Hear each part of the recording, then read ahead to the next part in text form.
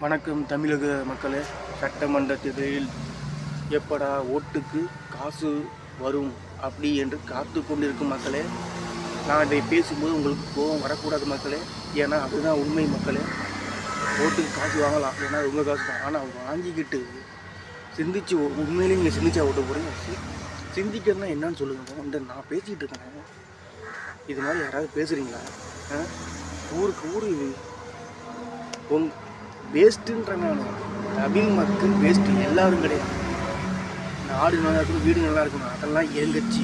அதாவது கோவப்படாதீங்க, என்னோட தமிழை வெற்றி கழகத்தோட சேர்ந்த கட்சி.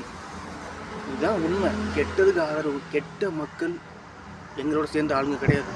அவ்வளோதான் நான் சொல்கிறது.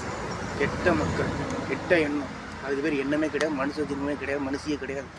உங்களுக்கு நல்ல எண்ணம் நல்லது இருந்துச்சுன்னா, உங்கள் வீடு நல்லா இருக்கணும்னா என் தமிழை வெட்டிகளுக்கு ஓட்டு போடுங்க, என்னோட தமிழை வெட்டிகளுக்கு ஓட்டு போடுங்க. அப்படி தாங்க பேசுவேன். நீதிக்கு ஆதரவாக பேசுவேன், நியாயத்துக்கு ஆதரவாக பேசுவேன், உண்மைக்கு ஆதரவாக பேசுவேன், நல்லதுக்கு ஆதரவாக பேசுவேன். அப்படி தான் பேசுவேன். அப்படி தான் உடம்புல உயிர் உள்ள வரைக்கும் போராடுவேன். கரெக்டா?